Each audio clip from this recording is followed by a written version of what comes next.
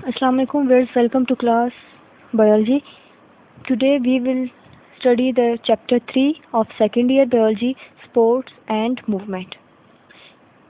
इस चैप्टर में हम पढ़ेंगे कि बॉडी को कैसे स्पोर्ट मिलती है और वो बॉडी कैसे मूवमेंट करती है। इट्स मीन यहाँ पे हम पढ़ेंगे इस चैप्टर में स्केलेटन के बारे में, ह्यूमन स्केलेटन के बारे में पढ़ेंगे कि जो ह्यूमन स्केलेटन होता है वो टफ होता है, रिजिड होता है, ठीक है, और बॉडी को वो क्या करता है, फ्रेमवर्क प्रोवाइड करता है, एक स्ट्रक्चर प्रोवाइड करता है, प्रोटेक्शन प्रोवाइड करता है और सपोर्ट प्रोवाइड करता है। बॉडी के अंदर जितने भी ऑर्गन्स होते हैं उनको ये जो स्केलेटन होता है वो सपोर्ट प्रोवाइड करता है।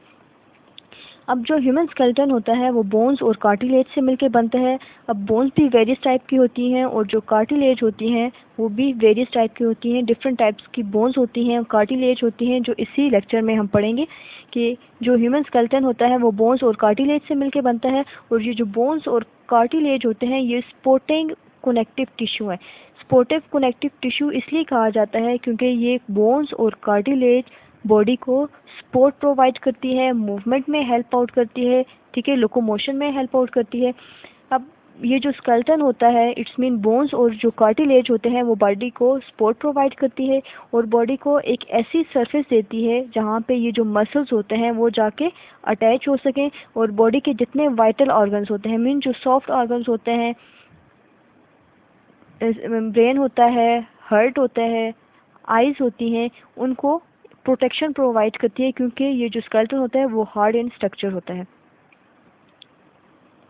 अब जो स्केलेटन होते हैं उसके कंपोनेंट्स के बारे में जाते हैं।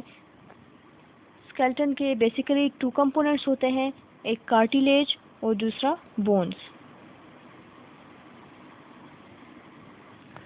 ये जो कार्टिलेज होती है वो सॉफ्ट बोन होती है और ये जो बोन्स होती हैं वो हार्ड इन स्ट्रक्चर्स होती हैं। Now we will study one by one. Cartilage जो होती है वो सॉफ्टर देन बोन होती है और ये सपोर्टिव कनेक्टिव टिश्यू होती है। इट इज़ टफ होती है, हार्ड होती है, इलास्टिक होती है, ठीक है, मीन स्ट्रेचेबल होती है एंड होमोजीनियस मिक्सचर। क्योंकि ये जो कार्टिलेज होती है इसके अंदर जो मटेरियल होता है वो होमोजीनियस होता है, मीन सेम होता है, ठीक है। अब ये जो कार्टिलेज होती है ये सॉफ्टर देन बोन होती है। अब जो बोन होता है उसकी जो एंडिंग होती है उसको कहते हैं जॉइंट्स। जहाँ पे 2 बोन्स मिलती हैं उस पॉइंट को कहते हैं जॉइंट्स। अब जो जॉइंट्स वाला एरिया होता है इट्स मीन जो बोन्स का जो एंड होता है तो वहाँ जो कार्टिलेज होती है उसकी कवरिंग प्रेजेंट होती है। इट्स मीन ये फ्लेक्सिबल होती है, ये फ्लेक्सिबिलिटी प्रोवाइड करती है और ये प्रेजेंट होती है, नोज़ में प्रेजेंट होती है। जो कार्टिलेज होती है वो नोज़ में प्रेजेंट होती है और एक्सटर्नल ईयर, जो ईयर पिना होता है, जो एक्सटर्नल ईयर होता है उसके अंदर भी कार्टिलेज प्रेजेंट होती है। Let's move toward the structure of cartilage. अब जो कार्टिलेज होती है, ठीक है, वो एक लिविंग सेल से मिलके बनती हैं जिनको कहते हैं कोएंड्रोसाइट्स। कोएंड्रोसाइट्स, साइट्स मीन लिविंग सेल, ठीक है। अब जो कार्टिलेज होती है वो लिविंग सेल से मिलके बनती है, उन लिविंग सेल्स को कहते हैं कोएंड्रोसाइट्स। अब जो कार्टिलेज होती है इसके अंदर एक मैट्रिक्स प्रेजेंट होता है। मैट्रिक्स क्या होता है, टफ होता है, फ्लेक्सिबल होता है, जो फ्लेक्सिबिलिटी प्रोवाइड करता है। इसके अंदर कैल्शियम साल्ट प्रेजेंट होता है मैट्रिक्स के अंदर। कोलेजन टाइप 2 प्रेजेंट होता है मैट्रिक्स के अंदर। जो कार्टिलेज होती है, एक बात याद रखनी है, ये जो कार्टिलेज होती है इसके अंदर ब्लड वेसल्स नहीं होती, ठीक है, ब्लड वेसल्स एब्सेंट होती है। अब here question arise, if blood vessels are absent so from where cartilage nourish, कि जो कार्टिलेज होती है उसकी नरिशमेंट कैसे होती है जब इसके अंदर ब्लड वेसल्स नहीं होती। अब जो कार्टिलेज होती है उसकी नरिशमेंट के लिए प्रेजेंट होता है लिम्फ। लिम्फ कहते हैं बॉडी के अंदर जो वाइटिश फ्लूइड होता है उसको लिम्फ कहा जाता है। अब डिफ्यूजन का प्रोसेस होता है, डिफ्यूजन कहते हैं movement of molecules from higher concentration to lower concentration. Through diffusion जो लिम्फ होता है उसकी मूवमेंट होती है और वो कार्टिलेज में जाके कार्टिलेज की नरिशमेंट करती है, कार्टिलेज की ग्रोथ करती है। अब जो कार्टिलेज होती है इसके अंदर ब्लड वेसल्स एब्सेंट होती हैं। ब्लड वेसल्स एब्सेंट होने की वजह से जो कार्टिलेज की हीलिंग होती है वो बहुत स्लो होती है एज़ कम्पेयर टू बोन्स, क्योंकि बोन्स के अंदर ब्लड वेसल्स होती है, उसकी हीलिंग हो सकती है। जैसे किसी की बोन फ्रैक्चर हो जाए, बोन ब्रेक कर जाए, फ्रैक्चर हो जाए, तो उसकी हीलिंग रिकवरी बहुत फास्ट होती है। But as compare two cartilage, अगर कार्टिलेज की ब्रेक डाउन हो जाए, फॉर एग्जांपल नोज़ के अंदर कार्टिलेज होती है उसकी ब्रेक डाउन होती है, एक्सटर्नल ईयर के अंदर कार्टिलेज होती है उसकी ब्रेक डाउन होती है, तो उसकी जो हीलिंग है, रिकवरी है, वो बहुत स्लो होती है, बिकॉज उनके अंदर ब्लड वेसल्स प्रेजेंट नहीं होती ही, उसके अंदर लिम्फ प्रेजेंट होता है और वो थ्रू डिफ्यूजन कार्टिलेज की नरिशमेंट करता है। ऑफ कार्टिलेज, कार्टिलेज की 3 टाइप्स हैं, hyaline cartilage, elastic cartilage, fibrous cartilage. जो हाइलिन कार्टिलेज है ये सबसे ज़्यादा एबंडेंट कार्टिलेज प्रेजेंट होता है इन द बॉडी। इसका कलर है ब्लूइश इन कलर होती है, ब्लूइश ग्रीन कलर होता है इसका, और ये प्रेजेंट होती है रिब्स के अंदर प्रेजेंट होती है, लैरिंक्स के अंदर प्रेजेंट होती है, ट्रेकिया के अंदर होती है और ब्रोंकाई के अंदर प्रेजेंट होती है। जो इलास्टिक कार्टिलेज होती है, ये इलास्टिक नाम से लग रहा है इलास्टिक कार्टिलेज। जो इलास्टिक कार्टिलेज होती है उसका जो मैट्रिक्स होता है वो इलास्टिक इन नेचर होता है और ये प्रेजेंट होती है एक्सटर्नल ईयर में। और एपिग्लॉटिस, एपिग्लॉटिस वो रीजन होता है जहाँ से वॉइस, इसको वॉइस बॉक्स भी कहा जाता है क्योंकि ये वॉइस की प्रोडक्शन करता है। Third is fibrous cartilage. Fibrous cartilage present होता है intervertebral disc, between 2 vertebrae जो एरिया होता है, जो स्पेस होती है, वहाँ पे फिब्रस कार्टिलेज प्रेजेंट होता है, उसको कहते हैं इंटर वर्टेब्रल डिस्क के अंदर फिब्रस कार्टिलेज प्रेजेंट होता है। हाइलिन कार्टिलेज रिब्स के अंदर होता है, elastic cartilage external ear epiglottis के अंदर होता है और fibrous cartilage intervertebral disc के अंदर प्रेजेंट होता है। The second composition of skeleton is bones. जो बोन्स होती हैं वो हार्ड इन स्ट्रक्चर होती हैं, रिजिड होती हैं, ठीक है, और सपोर्टिव कनेक्टिव टिश्यू है क्योंकि ये बॉडी को सपोर्ट प्रोवाइड करती हैं और ये कार्टिलेज से स्ट्रॉन्गर होती हैं और it can not be compressed and bend. ये ना तो कंप्रेस हो सकती हैं और ना तो बेंड हो सकती हैं क्योंकि इनकी जो स्ट्रक्चर होती है वो हार्ड होती है। अब ये जो बोन्स होती हैं इसकी आउटर मेम्ब्रेन होती है जिसको कहते हैं पेरिस्ट्रियम, ठीक है। जो पेरिस्ट्रियम होती है उसके अंदर ब्लड वेसल्स प्रेजेंट होती हैं और नर्व्स प्रेजेंट होती है, जिसकी वजह से ये जो बोन्स होती हैं इनकी ग्रोथ भी होती है, ये लाइफ भी होती हैं और इनकी रिकवरी भी पॉसिबल होती है। क्योंकि मैंने आपको अभी स्टार्ट में बताया था जो कार्टिलेज होती है इसकी रिकवरी बहुत, हीलिंग बहुत स्लो होती है, बट जो बोन्स होती हैं इसके अंदर ब्लड वेसल्स प्रेजेंट होती हैं। ब्लड वेसल्स प्रेजेंट होने की वजह से बोन्स की ग्रोथ भी फास्टली होती है और इसकी हीलिंग भी फास्टली होती है। Composition of bones. Bones consist of matrix and bone cells. जो बोन्स होती हैं उसके अंदर मैट्रिक्स और बोन सेल्स प्रेजेंट होते हैं। जो मैट्रिक्स होते हैं वो हार्ड होते हैं और उसके अंदर ऑर्गेनिक और इनऑर्गेनिक सब्सटेंसेस प्रेजेंट होते हैं, ठीक है। जो मैट्रिक्स होती हैं उसके अंदर ऑर्गेनिक और इनऑर्गेनिक सब्सटेंसेस होते हैं। ऑर्गेनिक सब्सटेंसेस होते हैं वो 30% प्रेजेंट होते हैं, जो इनऑर्गेनिक सब्सटेंसेस होते हैं वो 70% प्रेजेंट होते हैं। इट्स मीन जो मैट्रिक्स होता है उसके अंदर ऑलमोस्ट इनऑर्गेनिक सब्सटेंसेस प्रेजेंट होते हैं। जो ऑर्गेनिक सब्सटेंसेस होते हैं वो 30% हैं और इसके अंदर प्रेजेंट है 90% कोलेजन फाइबर्स प्रेजेंट होते हैं और glycoproteins, carbohydrates, when carbohydrates and proteins combine to form glycoproteins। जब कार्बोहाइड्रेट्स और प्रोटीन्स कंबाइन होते हैं तो वो ग्लाइकोप्रोटीन्स की फॉर्मेशन करते हैं और ये जो ग्लाइकोप्रोटीन्स होते हैं ये ऑर्गेनिक सब्सटेंसेस में इंक्लूड होते हैं।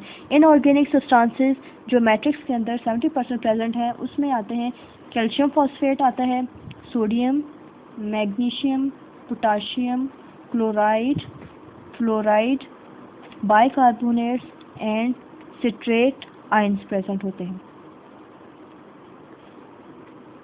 जो मैट्रिक्स होता है उसके अंदर ऑर्गेनिक और इनऑर्गेनिक सब्सटेंसेस होते हैं, बट जो बोन सेल्स होते हैं उसकी फर्दर 3 टाइप्स हैं, osteoblast, osteocytes and osteoclast. Basically bone cells की 3 टाइप्स हैं, ओस्टियोब्लास्ट, ओस्टियोसाइट्स एंड ओस्टियोक्लास्ट। अब वन बाय वन इनको स्टडी करते हैं।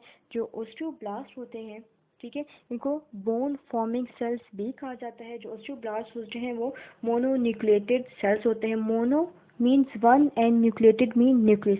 मोनोन्यूक्लिएटेड सेल मीन इस सेल के अंदर जस्ट वन न्यूक्लियस प्रेजेंट होता है। जो ओस्टियोब्लास्ट होते हैं उनके जो सेल्स होते हैं उनमें वन न्यूक्लियस प्रेजेंट होता है, ठीक है। इमेच्योर सेल्स, जो ओस्टियोब्लास्ट होते हैं ये इमेच्योर सेल्स होते हैं, ये मैच्योर नहीं होते, ये इमेच्योर सेल होते हैं। मिनरलाइजेशन ऑफ मैट्रिक्स, जो ओस्टियोब्लास्ट होते हैं वो रिस्पॉन्सिबल होते हैं for mineralization of matrix. In previous topic matrix से मैंने आपको बताया था जो मैट्रिक्स होता है it is composed of organic substances and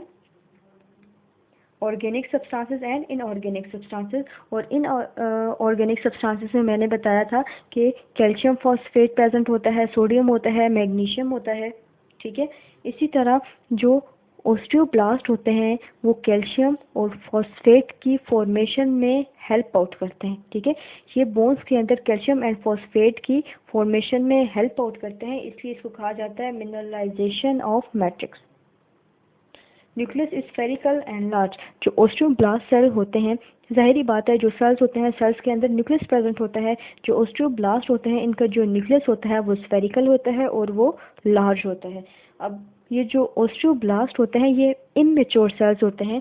जब ये मैच्योर में कन्वर्ट होते हैं तो तब जो सेल्स बनते हैं उनको कहते हैं osteocytes. Its mean osteocyte cells are form from osteoblast. Osteoblast immature cells होते हैं, जब ये मैच्योर सेल्स में कन्वर्ट होते हैं तो ओस्टियोसाइट्स की फॉर्मेशन हो जाती है।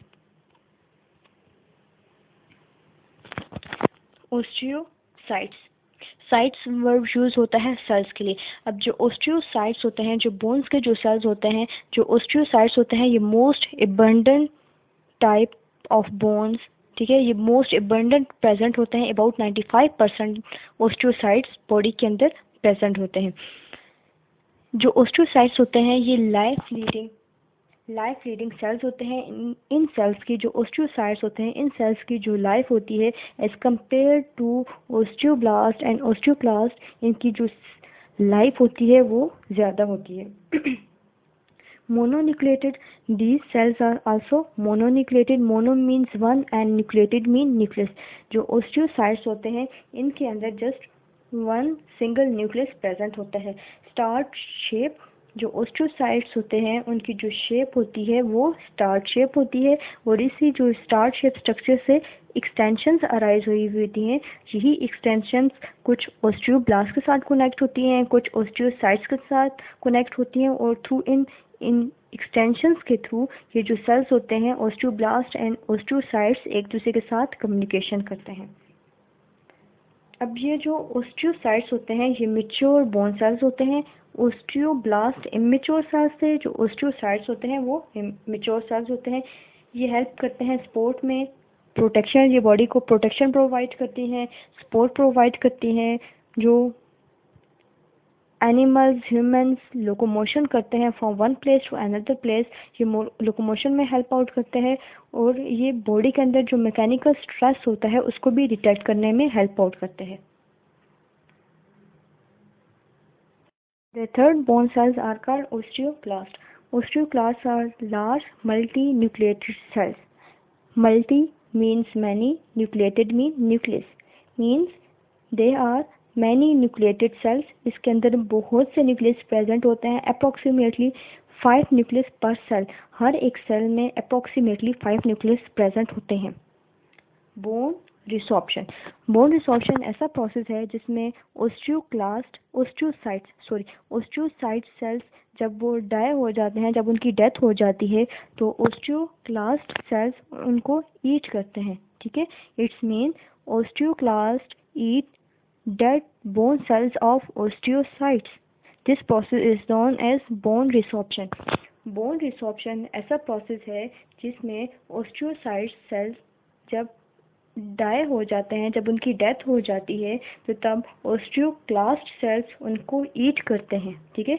दे ईट dead cells of osteocytes and this process is known as bone resorption.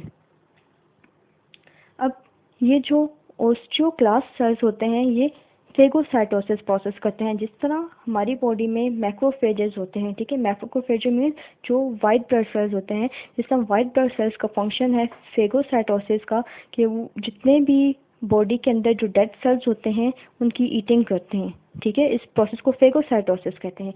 इसी तरह जो ओस्टियोक्लास्ट सेल्स होते हैं like macrophages, white blood cells, they also eat the dead cells.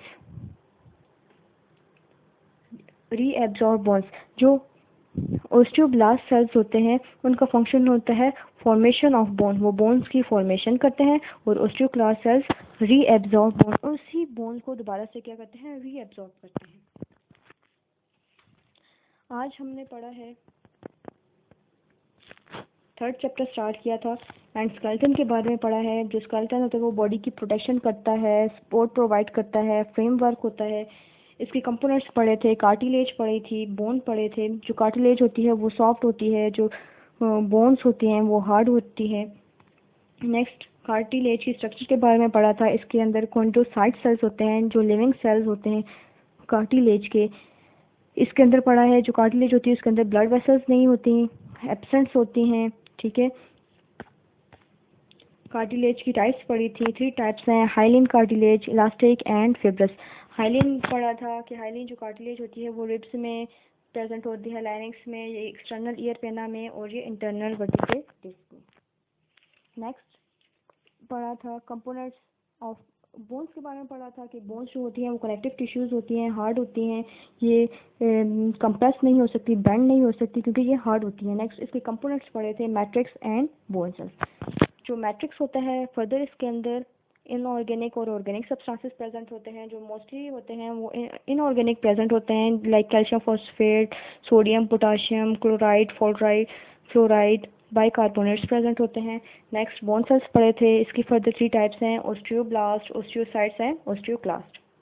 Osteoblast के बारे में पढ़ा है, ये मोनोन्यूक्लिएटेड होते हैं, वन न्यूक्लियस होता है, इमेच्योर होते हैं, mineralization like inorganic substances. Nucleus के बारे में पढ़ा था। नेक्स्ट मोस्ट अबंडेंट होते हैं ओस्टियोसाइट्स प्रेजेंट होते हैं, ये भी मोनोन्यूक्लिएटेड होते हैं, स्टार शेप के होते हैं ओस्टियोसाइट्स और ओस्टियोब्लास्ट के एक दूसरे के साथ कनेक्शन होता है बाय एक्सटेंशन, और ये कम्युनिकेशन करते हैं एक दूसरे से। ओस्टियोक्लास्ट के बारे में पढ़ा है, ये मल्टी न्यूक्लिएटेड होते हैं, ये बोन रिसॉर्प्शन का प्रोसेस करते हैं जिसमें जो ओस्टियोसाइट सेल होते हैं जब ये डाई हो जाते हैं, ठीक है, तो इनको ओस्टियोक्लास्ट सेल इन्हीं डेड सेल्स को ईट करते हैं और इस प्रोसेस को कहते हैं बोन रिसॉर्प्शन। अब इस डायग्राम में, इस फिगर में आप देख सकते हैं ये ओस्टियोक्लास्ट सेल्स हैं, ये ओस्टियोब्लास्ट सेल्स हैं, ठीक है, और ये ओस्टियोसाइट्स हैं। So students, your home assignment is to revise the whole lecture of skeleton, components of skeleton, bones and cartilage, especially bone cells, because bone cells are very important for the examination points of view. So revise this whole lecture. Thanks for